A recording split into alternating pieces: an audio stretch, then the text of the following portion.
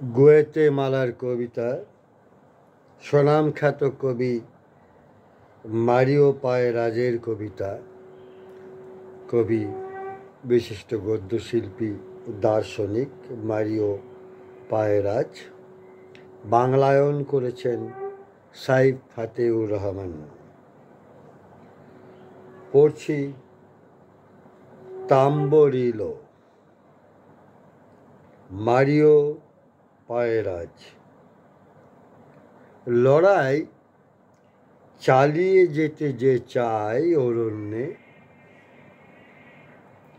পাঠ গ্রহণ করতে হবে তাকে তাম্বরিলা পুষ্পের নিকট থেকে। প্রতিপক্ষকে ঘেরাও করতে সমর্থ হবে না কোনো সমর নায়কই। হলুদাভ কুড়ির আধিপত্য নিয়ে আক্রমণ আরম্ভ হয় তার সকল ফেব্রুয়ারি মাসেই, আর বসন্তকালে প্রস্ফুটন ঘটে পূর্ণাঙ্গ ফুলে। অতঃপর রুট মার্চের কোনো শব্দ ব্যতিরেকেই পশ্চাৎ অপসারণ। পড়লাম গুয়েতেমালার কবির কবিতা। কবি ও অনুবাদককে আমার